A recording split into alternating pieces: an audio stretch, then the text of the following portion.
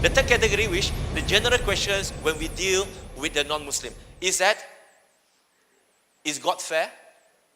If God is fair and just, then the next question they will ask, always the issues about women.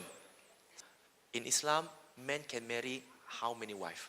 How many maximum? 4. How many that a woman can marry? How many men can a woman can marry? 1? 1 at a time.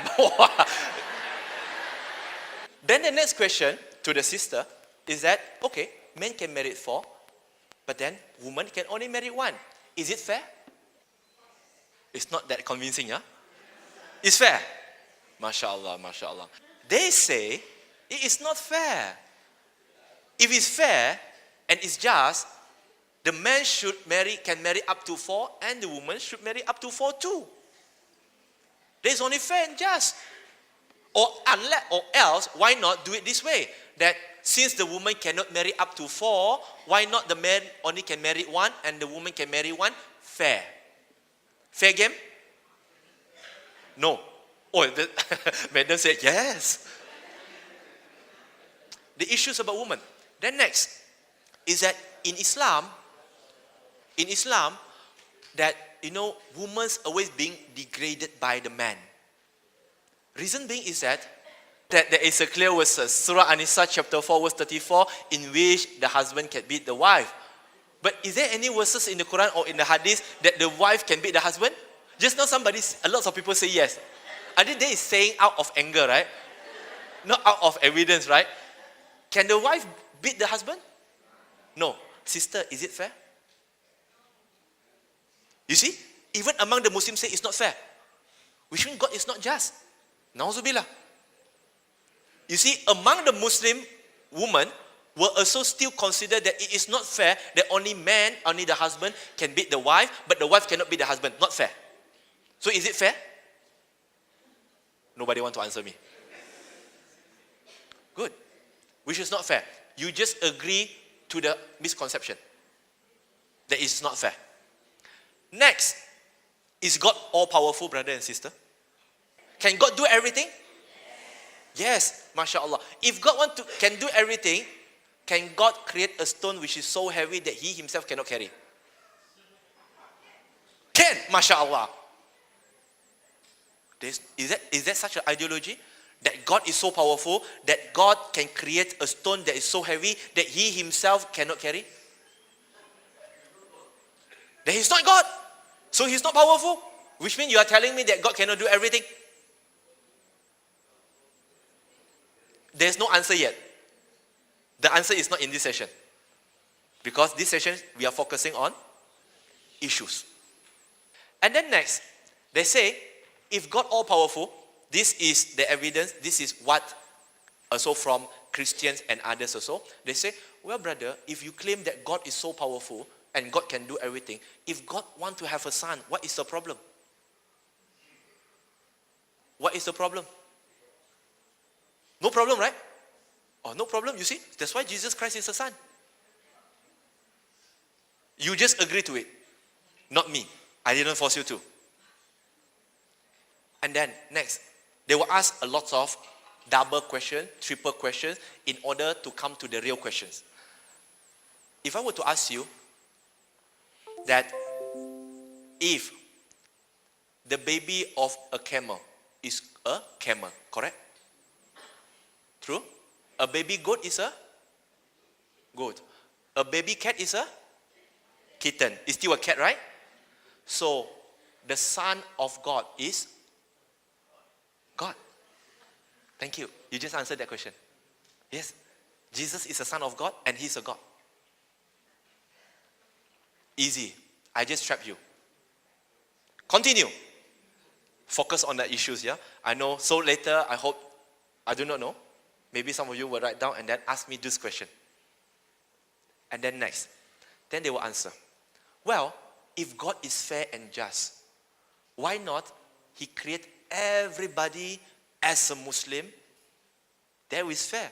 But now, majority of the human beings in this world are non-Muslim. But yet you only claim that only the Muslim go to heaven. How can God be fair and just in that sense? It could not be. Next. Look at Surah At-Tawbah chapter number 9 verse number 5.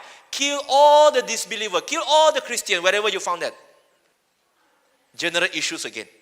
Now, in Islam, Allah subhanahu wa ta'ala forbid us to eat pork. Right? To eat pork. Now, why? Why He don't allow us to eat pork? If God don't allow us to eat pork, why He create pig in the first place? Don't create at all, better. For what? Then, proceed. Still on the non-Muslim general issue. Then they were asked that, now, is it true that in Islam, that anything which is bad, Allah will make it haram? Everything which is bad, Allah will make it haram? Yes. Then, my question is, why Allah subhanahu wa ta'ala doesn't make slavery haram? Why? Is slavery good? Bad. Why doesn't Allah subhanahu wa ta'ala make it haram? This question was asked by one non-Muslim. He is a student from one of the university in Malaysia. And this is the only question that stopped him from becoming a Muslim. This is the only question. Because he cannot get the answer. He say, I have studied Islam, but when I come to this, I cannot accept. If slavery is bad, why doesn't Allah subhanahu wa ta'ala make it very clear that make it haram? Just like pork, just like wine, make it haram. Just like gambling, haram. But why slavery is allowed? And plus, because that Allah subhanahu wa ta'ala, this is what they say, don't quote me and say, Brother Fidel accused Allah. Not me, nauzubillah.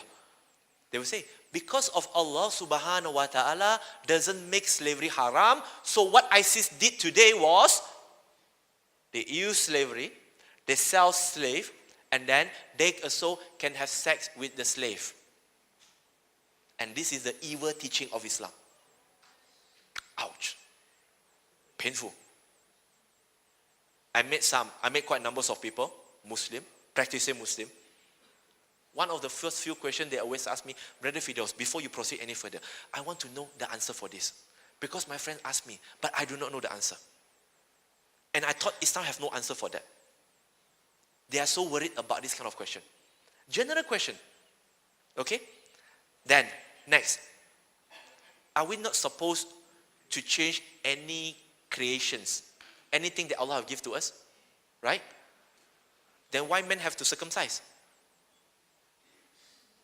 You are not supposed to change. God's creation is perfect. Why you should circumcise? Circumcision, yeah? Katan. They call it sunat. It's not sunat lah. It's katan, right? Okay? Now, this is the general issues when we are dealing with the non-Muslim. Now, brother and sister. And so, woman issue, when it comes to the hijab, why the women have to put on their hijab? It's an oppression, do you know that? You're supposed to free them and not put them behind the veil, not put them, have to make it mandatory for them to have hijab. No, they're not supposed to have it. Just like men, fair. The men don't have to cover, the women are not supposed to cover. What is in the hair? I will give you the blunt questions, how they ask me. So you will feel it. Next. General questions again. Now this time will be specific on Prophet Muhammad sallallahu alaihi wasallam. Now, in Islam, just now we mentioned that men can only marry up to 4. And anybody who married more than 4, are they following the teaching of Islam? Yes or no? No. Obviously, they don't follow the teaching of Islam, right? If they marry up more than 4. I'm not saying more than 4 times because somebody can divorce and then marry again. My question is very specific, 4. Because I was being trained that must ask a very specific question and I must be very careful in the words that I choose. Okay? Okay. Those who married more than 4, they don't follow the teaching of Islam. Then cool. You just accused that your prophet who married 9 didn't follow the teaching of Islam. He asked you to marry only 4 up to 4, but he himself married up to 9. He don't follow. He asked you to do it. So, he is like giving you an indication. Do as I say, but don't do as I do. This is their accusation, not me. I'm giving you. Next, his marriage as well. His marriage to Aisha radiallahu anha. The hotly contested issues as always, everywhere, most of the time, is that he married Aisha at the age of, when Aisha was 6. They consummated the marriage at the age of 9. 9, cool, mashallah. Oh, 9. They accuse that the Prophet Muhammad, I will be very frank with you, brother and sister, because there's no point for me to consume. In the end of the day, you will know it. I know some of you might have heard it before, but the thing is that for us to refresh it and to understand from the perspective. Because I do not know how many of us who are in this auditorium who really involved in da'wah. Who really involved in da'wah. So when they say that the Prophet Muhammad sallallahu alaihi wasallam, he married Aisha at the age of 6 and they consummated the marriage at the age of 9, will you allow your daughter to marry at the age of 6? Will you allow, you yourself, man, will you marry a kid at the age of 6? No, right? But why can you allow your prophet did it? Because you're not the prophet. Then you cannot follow your prophet because in the Quran, very good. It's okay, we are not arguing here because this is the kind of interaction that I need. It makes me energized. Because this is the common feedback that the Muslim will give to me. No, I don't follow because I'm not the prophet. Cool. But then, how about the verses in the Quran in Surah Al-Azab chapter 33 verse 21? لَقَدْ كَانَ لَكُمْ فِي رَسُولِ اللَّهِ أُسْوَةٌ حَسَنَةٌ. Verily in the prophet, there is a good example for you to follow. So you are not following, so you are not a good follower. They trap you. You are not a prophet. Same thing. So you are not a prophet, so you don't have to pray. Because the prophet pray. They can go on and on and on and on. Are you guys feeling comfortable with this sort of questioning? They say, because the Prophet married Aisha at the age of 6 and consummated the marriage at the age of 9, therefore, in Yaman, there is a lot of men at the age of 40, 50, they married younger at the age of 8. Because why? They say, the Prophet did it. When the lawmakers tried to ban it, that you should not marry underage girl, the lawmaker do not dare to pass the law. Why? Because they say, we cannot make haram something that the Prophet make halal. Because of what your Prophet done. Sakit tak? Sakit tu di sini.